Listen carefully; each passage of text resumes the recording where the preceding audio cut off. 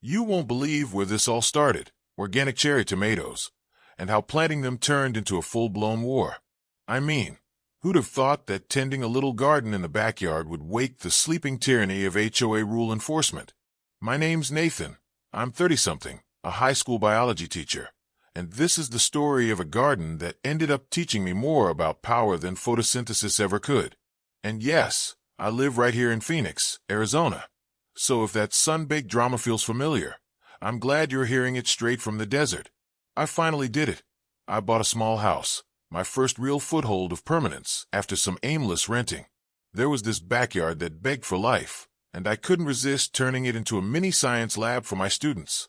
A place to show them how chlorophyll and sunlight can turn a seed into a tomato. But I didn't expect a membership in something called Sunset Ridge Homeowners Association, and I certainly didn't expect that membership to come with a tyrant hiding behind a clipboard. Her name was Sylvia Granger. 42, 3 years at the helm of the HOA, divorced, her son gone to college, and apparently looking to impose her version of order on every green patch in the neighborhood. Suddenly, my little tomato rows weren't an experiment. They were a violation. A fine for unauthorized vegetation showed up in my hands one morning, with her smug smile looming behind. $200 to shut down my science project. I tried explaining. I tried reason. But she just waved her clipboard like it was the gospel of aesthetics. So I read the rule book. There was nothing, no clause outlawing vegetables, which meant she was making it up. When I challenged her, she quoted some mystical harmonious landscaping clause and told me the HOA had interpretive authority, that anything could mean anything if she said so. 3 days later, the fine jumped to $600, and I had 48 hours to comply or face system adjustments. Something in my gut told me this wasn't legal, something about predators in nature cloaking harm as balance. Then came the night surveillance. Footsteps at 11:30 p.m., a flashlight, someone poking around the water utility cover outside my house. I stumbled to my window and saw it was her. Gloves, probing equipment, measuring tape. She looked like a criminal casing a target. I set up cameras. The footage. Sylvia at midnight, methodical, careful, leaving 0 fingerprints, or so she hoped. Then the certified letter came. The HOA was forced to make adjustments to utility systems for neighborhood safety. I'd signed somewhere in my closing paperwork, page 47, buried in legal boilerplate, a clause letting the HOA modify utility access for the greater good. I hadn't read it, and now my trusting self was paying for that in real time. Howard, my plumbing-savvy neighbor, only confirmed my fears. The clause was real. Sylvia knew how to bury permission in legal fine print, and the city usually sides with HOAs, not homeowners. Then, Thursday morning, I hear the rumble. A concrete mixer truck parks at the end of the street. I'm at school, teaching biology, trying to talk about cell structure while my mind races. What if it's related? I get home. Heavy machinery left tracks to the utility cover in front of my house. I turn on the tap. Nothing but a trickle. I call the water department. They say my account is clear, but blockages happen. I call Howard. He finds fresh concrete dust around my cover and tool marks. She actually did it, he says. Concrete in your line. I go to run a different faucet. Nothing. Air pressure, drops of rusty water. Heart sinking. Then Howard tries his own kitchen faucet blank. Entire neighborhood line blocked. We're in the desert. Bottles of water circulating. Children and senior citizens already suffering. This was never about tomato plants anymore. It was about survival. Sylvia materialized in the street with her clipboard and a practiced calm. Infrastructure failure, she declared. Aging pipes, we warned the city. Neighbors nodded, but I saw sprinklers idle, swimming pools emptying, kids turning faucets with nothing coming out. This was an infrastructure collapse. It was sabotage. They applauded her. Meanwhile, my contract signature was being twisted against me. Maybe his unauthorized gardening caused this, she hinted. In seconds I became the suspect, the enemy. Howard intervened. This is sabotage, he said. She had reason, planning, access, and documents. We couldn't stay silent anymore. We went door to door mapping who had water and who didn't.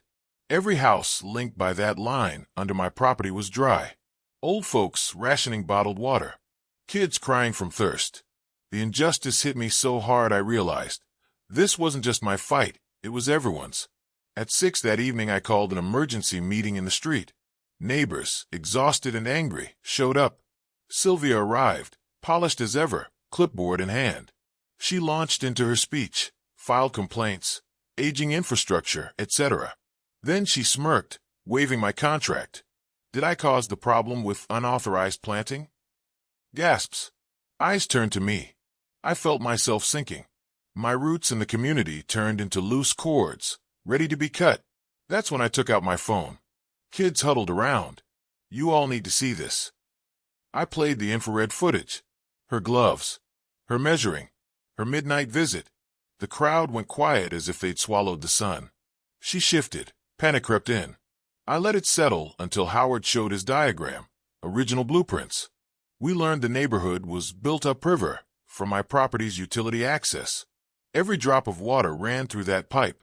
It wasn't science, it was a lifeline. She targeted it deliberately. Sylvia protested. I was concerned about unauthorized digging. But why midnight? Why gloves? Why secret? The logic was falling apart. Then Howard dropped a bomb. The concrete truck had been hired through an HOA vendor account only Sylvia could access. Work order signed with her code. She tried deflecting, claiming accident. But that just confirmed her fingerprints in every aspect of the plan, literal and figurative. I don't think I've ever seen a neighborhood pivot so fast. Confessions tumbled out. Fines for driveways. Rose gardens threatened. Parking disputes. One by one, people realized this wasn't just drama. It was a pattern of petty tyranny. Then Derek from the city arrived. He examined the evidence, reviewed footage. His expression changed. This is criminal, he said. Sabotage of a public utility during extreme heat. Public endangerment. Destruction of property. This is district attorney territory. Sylvia stomped her foot. Derek cut her off. You're not HOA drama anymore. You're a suspect in a serious crime. The crowd sighed, chanted remove her, and someone hit emergency vote. 30 seconds later she was out. No objections, no procedures. They acknowledged community safety supersedes bureaucracy when criminal conduct is involved. Still, it wasn't over. The city estimated $45,000 to excavate, remove concrete, replace pipes, restore service. Derek said, "You'll be personally liable." And suddenly her concrete triumph turned into catastrophic loss. The rest of us were still reeling from 3 days without water, but some relief bloomed when the judge delivered sentence. Half a year in jail, full restitution plus damages, around $60,000, 200 hours of community service, permanent ban from HOA rolls. Justice was served. Our neighborhood got service restored in less than a week, and the burden was lifted off our water. We didn't just breathe again, we elected new leadership. Howard became president. We passed what we jokingly call the Sylvia Prevention Act. No landscaping decisions, utility changes, or fines above $50 without a Democratic vote. We rebuilt trust with transparency. The garden I planted, it became something bigger, an oasis, a learning project for students and families, a chemistry and biology lab under the sun, and a symbol of community healing. The utility cover that started it all now has a plaque. Our water, our rights. It's our reminder that community resources belong to all of us, not one clipboard tyrant. Now, whenever new families ask, can we just grow veggies? I smile. Absolutely. Just don't put concrete in the water pipes. It gets a laugh, then a nod, because we all remember what happens when fear trumps freedom, and how standing up made the neighborhood stronger than any HOA rule ever could.